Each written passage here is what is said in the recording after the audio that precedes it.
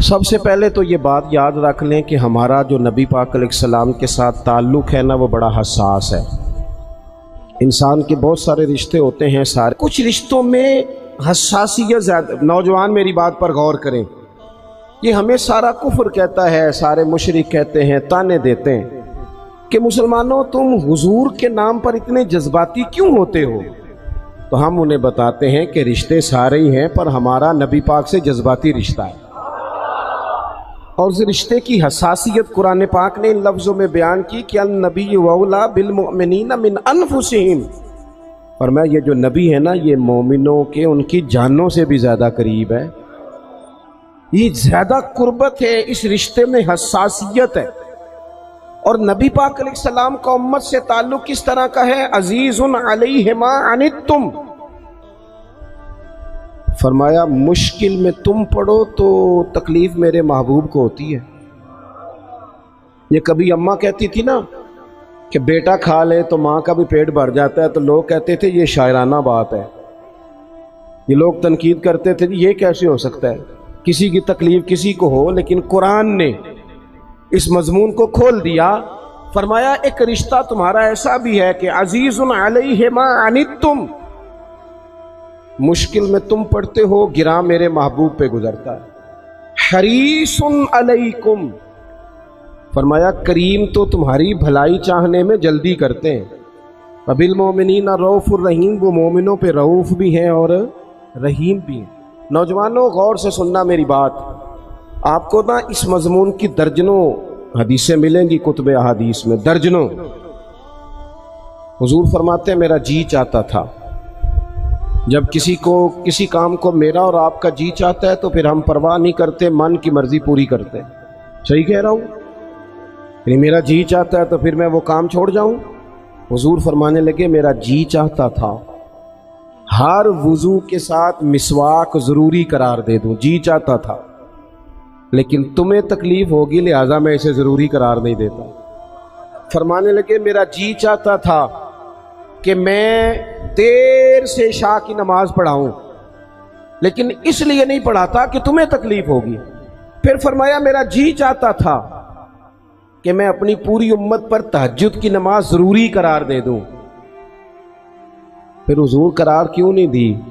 تو بات کا مفہوم یہ بنتا ہے کہ حضور فرمانے لگے میں نے اپنی چاہت نہیں دیکھی، تمہاری نیند دیکھی ہے، تمہیں تکلیف ہوگی۔ حضرت سیدہ عائشہ صدیقہ فرماتی ہیں، صحیح حدیث میں موجود ہے، فرماتی ہیں حضور کو امت کے حق میں دو باتوں کا اختیار دیا جاتا نا کہ یا رسول اللہ یہ والی چیز آپ کی امت پہ ضروری کر دی جائے یا یہ والی، تو سیدہ فرماتی ہیں جو چیز زیادہ آسان ہوتی حضور امت کے حق میں اسے اختیار کرتے، امت پر مشکل نہ آئے۔ حساسیت، امت کے حق میں نبی پاک کے دل میں حساسیت۔ یہاں تک بات آ گئی کہ حضور فرماتے ہیں میں امامت کر رہا ہوتا ہوں، دل کرتا ہے لمبی نماز پڑھاؤں۔ نماز کس کی عبادت ہے؟ دل کرتا ہے لمبی پڑھاؤں، لیکن فرمایا پھر کسی بچے کے پیچھے سے رونے کی آواز آتی، میں نماز مختصر کر دیتا ہوں کہ اس کی ماں نماز میں شامل ہے یا گھر میں سے کوئی شامل ہے تو تکلیف نہ ہو۔ حضور ہر جگہ امت کے حق میں نرمی کرتے، آسانی اختیار کرتے۔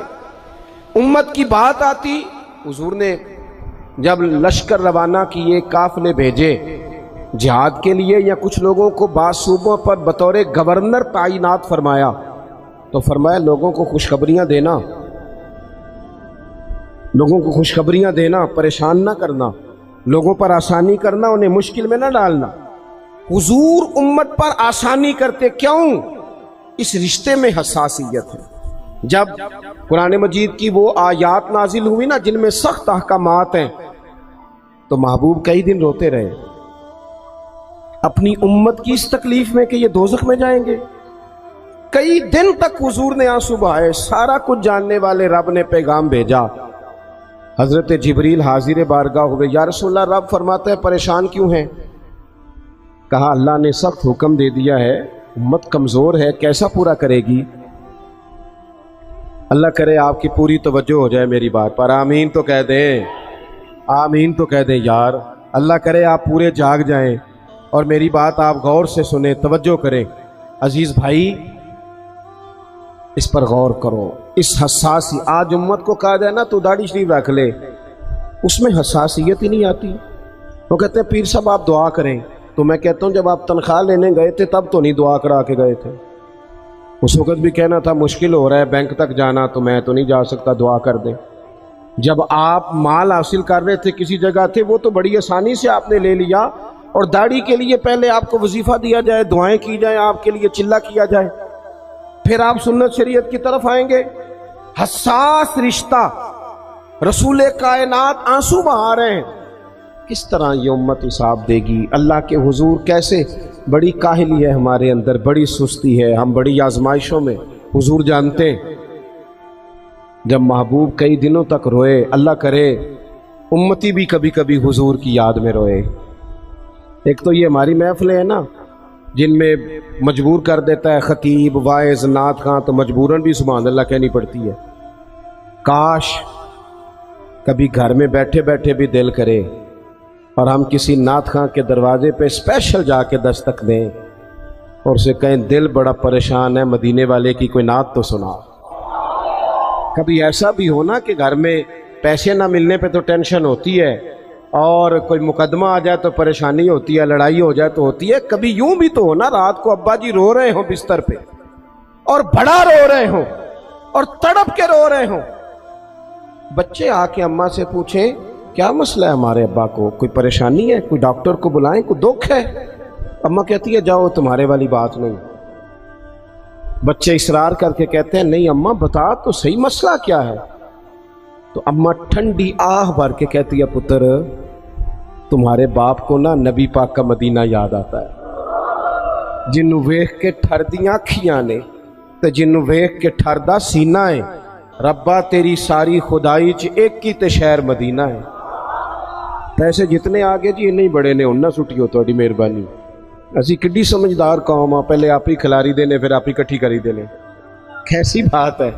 غوث پاک کی محفل میں لوگ بندے گنتے تھے، توبہ کس کس نے کی. ہماری محفلوں میں لوگ نوٹ گنتے ہیں اور اسپیشل بندے رکھے ہوئے نوٹ گننے کے. بس کریں یار، چھوڑ دیں، بڑا ہو گیا یہ کام ہماری. سنیں جی سنیں، اللہ خوش رکھے، اللہ آپ کو خوش رکھے.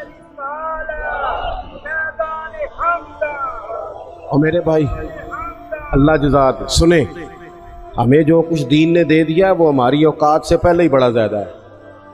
تو یہ نوٹ شوڑ تو یہ تو بات ہی پیچھے رہ گئی ہے. سانو تخت ہزارے دی لوڑ کی ہے، نالے کی لگے شہر بمول دے نال اسی اپنی بال کے سیکنے ہیں، سانو کی لگے کسی اور دے نال. یہ چھوڑ دیں یہ کام، یہ کوئی اتنا مناسب نہیں لگتا. اللہ جزائے خیر دے. آپ توجہ کریں کیا عرض کر رہا ہوں. تو شدید حضور سید عالم صلی اللہ علیہ وسلم رو رہے ہیں آزمائش میں. امت کی آزمائش کو دیکھ کر حضور رو رہے ہیں کہ امت آزمائش میں. حضرت جبریل نے جا کے عرض کی یا رسول اللہ وہ جو خاص حساسیت ہے نا حضور کی طبیعت میں امت کے حق میں، اس کے لیے حضور رو رہے ہیں. تو رب کریم نے کیا پیغام دیا؟ کہا کہہ دو محبوب سے جا کے وَلَسَوْفَ يُعْطِيكَ رَبُّكَ فَتَرْضَىٰ، محبوب رب آپ کو اتنا دے گا کہ آپ اپنے رب سے راضی ہو جائیں. راضی کیا جائے گا امت کے حق میں. اور حضور فرمانے لگے جب تک ساری امت جنت میں نہیں جائے گی میں نے راضی نہیں ہونا. حضور کا یہ رشتہ حساسیت والا. اور چونکہ ہمارے پاس تو اب ہم بعض دفعہ لگتا ہے کہ زیادہ عالم ہو گئے لوگ، تو ہماری دیواروں پر نا، اسکولوں کی دیواروں پر انگریزوں کے قول بھی اب لکھے ہوئے ہیں. تو کئی دفعہ پوچھنے کو دل کرتا ہے انتظامیہ سے کہ حدیثیں ساری یاد ہو گئی ہیں بچوں کو، جو تمہیں اب قولوں کی ضرورت پڑ گئی وہ بھی غیروں کے اقوال تک تم آ گئے ہو. اس قوم کو تم نے حضور کے فرامین سارے سنا لیے. او خدا کے بندو، حضور نے تو اتنا حساس کر کے یہ رشتہ بتایا ہے کہ باریک باریک نقطے بھی سمجھائے. یہ کام نہ کرنا دوزخ میں چلے جاؤ، یہ کام کرنا تمہارا فائدہ. ایک ایک بات کھول کے بیان کی. امت کے پاس ٹائم ہی نہیں ہے حدیثیں پڑھنے کا، وقت ہی نہیں ہے. ہمارا تو مزاج بن گیا نقطے سننے سنانے کا. نقطے وہ ہمارا نقیب محفل اسٹیج پہ بھاگ کے ادھر جاتا ہے، پھر بھاگ کے ادھر آ جاتا ہے. وہ کیوں لگا کہندا میں جملہ دین لگا. او خدا کے بندے تو جملہ رہن دیکھا، تو کوئی آیت دے، تو کوئی حدیث پاک پڑھ. اور پھر وہ بعض اوقات میں تو چونکہ کمزور سا بندہ ہوں تو وہ جب 50 کو دفعہ کہتے ہیں نا تیار ہو جو جملہ دین لگا، تو ایسے لگتا ہے جملہ نہیں آئے گا کوئی ایٹم بم بھی آئے گا. بھائی تو دے دے جو تو نے دینا, اتنا پریشان تو کس بات کا ہو گیا. اور پھر سارے کہہ رہے ہیں, جتنے آئے نقیب, نعت خاں, خطیب, سب کہہ رہے ہیں سارا قرآن حضور کی تعریف ہے. تو پھر پڑھنا چاہ رہا ہے تو بھی تو پڑھ, کوئی بھی نہیں رہا, کہی جا رہا ہے. اپنی زندگی کے اندر حضور نے جو ہمیں اسباق دیے, جمعے والے دن ٹائم پہ مسجد جایا کرو. مولوی نکما بھی ہو نا میری طرح کا, آپ وقت پہ جائیں گے تو وہ جلد تیاری شروع کر دے گا. آپ آخری 10 منٹ جاتے ہیں تو وہ کیا مولانا دیواروں کو تقریر سنائیں؟ تیاری کریں, حضور کے فرامین سنیں. اور نبی پاک صلی اللہ علیہ وسلم نے جہاں جہاں ہمیں اسباق پڑھائے ہیں وہ اس رشتے کی حساسیت کو دیکھیں, چونکہ حضور نے بڑا حساس رشتہ بنایا امت سے, تو پھر امت کے دل بھی حضور کے حق میں بڑے حساس ہیں. اپنے مزاج کے لحاظ سے نا نرم طبیعت کے آدمی حضرت صدیق اکبر. کچھ لوگ نرم ہوتے ہیں نا بیچارے, جو گیا مان لی, جو گیا مان لی, ان کو لوگ تنگ بھی بڑا کرتے ہیں. یہ بھی میں آپ کو بتا رہا ہوں. وہ جس بندے کا پتہ ہوتا ہے نا کہ جناب اس کے پاس گئے تو یہ اکثر تارے شاٹ بھی رہتی ہیں, تو وہاں ذرا جاتے بھی لوگ تھوڑی احتیاط کرتے ہیں. حضرت ابو بکر صدیق طبعاً نرم طبیعت کے تھے, کشادہ روئی, خندہ پیشانی مزاج کا حصہ تھا. وہ دیر تک صبر کرنے کے عادی تھے. لیکن ایک دن ان کے والد آئے, جناب ابو قحافہ رضی اللہ تعالیٰ عنہ, بعد میں انہوں نے کلمہ پڑھا. تو ایک دن حضور کی بارگاہ میں شکایت لے کے آئے. اب کسی اس بندے کی شکایت آ جائے نا جس کی توقع نہ ہو, جس سے توقع نہ ہو. وہ کسی نے کہا تھا نا کہ تجھ سے شکوہ نہیں بے وفائی کا, پر تجھ سے امید بے تحاشا تھی. تیرے اوپر امیدیں بڑی تھیں, تو نے یہ جو کام کیا نا یہ تھوڑا عجیب لگا ہے, تجھے نہیں کرنا چاہیے تھا. کوئی اور کر دیتا تو چلو بات اتنی سخت نہیں تھی, تجھے نہیں کرنی چاہیے تھی, تیری بنتی نہیں. حضرت صدیق اکبر طبی طور پر نرم آدمی, لیکن ان کے والد آئے حضور کی بارگاہ میں, اور بزرگ ہیں اور نابینا ہیں اور لاٹھی تھامے ہوئے, اور انہوں نے بڑی عجیب بات کی. کہا یا رسول اللہ حد ہو گئی, آج تو ابو بکر صدیق نے مجھے تھپڑ مارا ہے, تھپڑ مارا. یہ ابھی وہ مسلمان نہیں تھے, شکایت آئی. کریم محبوب علیہ السلام کے گرد جتنے لوگ کھڑے تھے محو حیرت ہو گئے کہ ابو بکر صدیق یہ کام کریں گے. حضور نے فرمایا بلاؤ نا جناب صدیق کو. حاضر بارگاہ ہو گئے, ہاتھ باندھے, نظر جھکائی ہے. حضور نے فرمایا ابو بکر لوگوں کو تو یقین ہی نہیں آ رہا, تم نے تھپڑ مارا باپ کو. خاموش کھڑے, خاموش. کریم نے فرمایا ابو بکر سن رہے ہو میں نے کیا کہا, باپ کو مارا ہے. چپ کھڑے. تیسری دفعہ حضور نے فرمایا بولتے کیوں نہیں. انہوں نے نا گردن اٹھائی, آنسو ٹپ ٹپ داڑھی پہ گر رہے, رو کے عرض کرنے لگے یا رسول اللہ باپ سے کہیں خنجر لے کے میرا گلا کاٹ دے, میں سی نہیں کروں گا, پر اس نے نا آج آپ کے بارے میں بات کی ہے, آپ کی شان اقدس کے بارے میں کچا جملہ بولا ہے, آپ کے بارے میں کمزور بات کی ہے. یا رسول اللہ میں سارا کچھ سہ سکتا ہوں, پر آپ کا اور میرا رشتہ. حضور آپ کی اور میری بات تن تندور تے ہڈیاں بالن, اسی ہاواں نال تپایا, کپ کپ مکیاں پیڑے کیتے, اتوں عشق پلیتھن لایا, تن دا سالن تے من دی ہانڈی, لون صبر دا پایا, غلام فریدہ میں ساری تیری. تینوں وجہ یقین نہیں آیا. فرمانے لگے, عرض کرنے لگے یا رسول اللہ صلی اللہ علیہ وسلم انہوں نے آپ کے بارے میں بات کی ہے, شکر کرے میرے ہاتھ میں تلوار نہیں تھی, ورنہ میں باپ کا سر کاٹ دیتا. اس لیے کہ ہر چیز برداشت ہے, محبوب کی شان کے بارے میں کوئی بات کرے یہ امت کو برداشت نہیں ہوتی. ہم یہ کیسے قبول کریں, کیسے اس بات کو قبول کریں. عزیز بھائی اس رشتے میں حساسیت, آپ دیکھیں صحابہ نا اس حساسیت, اور صرف ناموس رسالت کے مسئلے میں نہیں, ہر مسئلے میں وہ حضور کے حق میں حساس تھے. ہمیں ہر مسئلے میں ہی حساس ہونا ہے. توجہ ہے آپ کی میری بات پہ. مجھے آپ کی گرمی کا بڑا سخت احساس ہے, اور جو لوگ بڑی تکلیف میں بیٹھے ہیں یہ بھی مجھے اس بات کا بھی اندازہ ہے. میں کوئی بات لمبی نہیں کرنے والا, بات بڑی جلدی ختم کرنے لگا ہوں. اللہ کے محبوب جمعہ پڑھا رہے تھے, تو ایک آدمی کھڑے ہو گئے تو محبوب نے فرمایا بیٹھ جاؤ، نام نہیں لیا۔ حضرت انس بن مالک کہتے ایک بندہ دروازے کے باہر تھا، اس کے کانوں میں آواز گئی تو مسجد کے باہر ہی بیٹھ گئے۔ ایک کبھی پچھلی گلی میں تھے، ان کے کانوں میں آواز گئی بیٹھ جاؤ تو وہ وہیں بیٹھ گئے۔ جس نے جہاں سنا نہ بیٹھ جاؤ وہ وہیں۔ محبوب نے جمعے کی تکمیل کے بعد پوچھا تم کہاں تھے، تم کہاں تھے، تم کہاں تھے؟ یا رسول اللہ آپ نے کہا تھا بیٹھ جاؤ، آپ نے کہا تھا بیٹھ جاؤ، تو میں بیٹھ گیا۔ محبوب علیہ الصلوۃ والسلام مسکرا کے فرمانے لگے تمہیں کب کہا تھا، تمہیں کب کہا تھا، تمہیں میں نے تو اسے کہا تھا۔ کہا یا رسول اللہ آپ نے نام تو نہیں نہ لیا، سانو تے قید سجن دا گہنا ہے تے وہ جنج رکھے اونج رہنا ہے، اور ہم نے نہ کبھی قطرے پہ غور کیا اور نہ دریا دیکھا، بس جہاں تیری جھلک دیکھی وہیں ڈوب گئے۔ سانو تے قید سجن دا گہنا ہے، وہ جنج رکھے۔ اس نے کہا بیٹھ جاؤ تو چپ کر کے بیٹھ گئے، بات ختم ہو گئی۔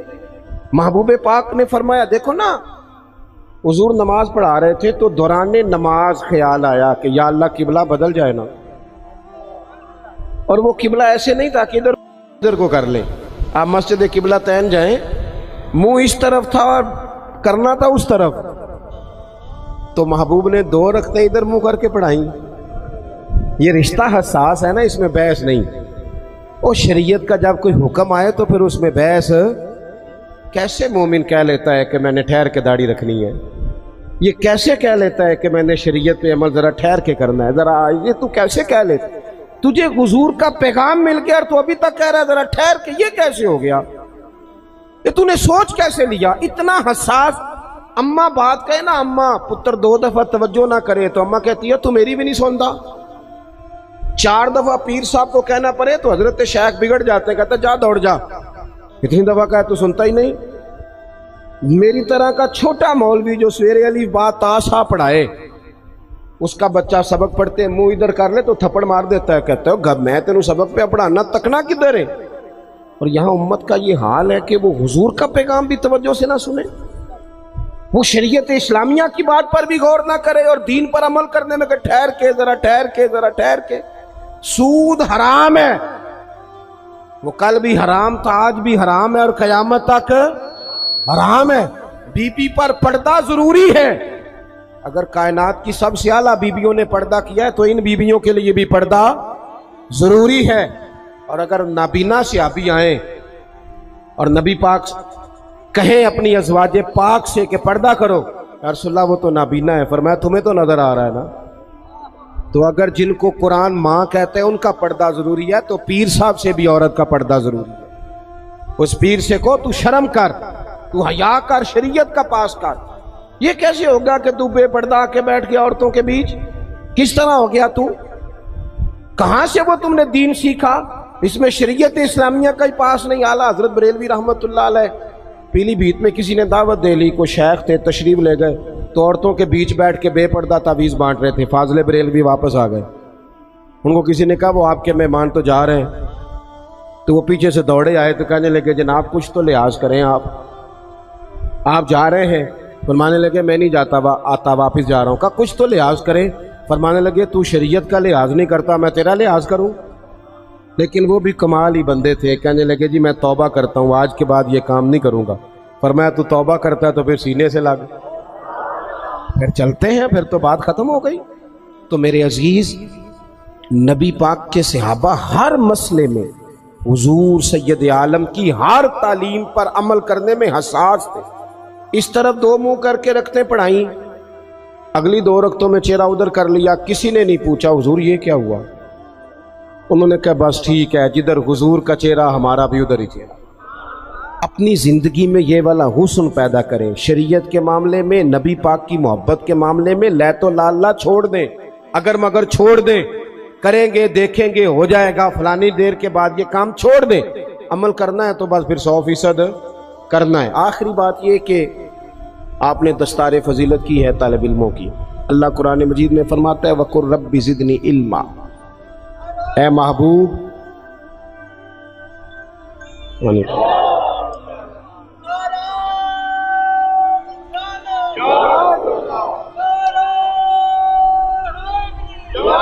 ماشاءاللہ۔ اللہ کریم نے محبوب پاک علیہ السلام سے کہا کہ اے محبوب آپ میری بارگاہ میں عرض کریں، آپ مجھ سے دعا کریں، کیا؟ رب زدنی علما۔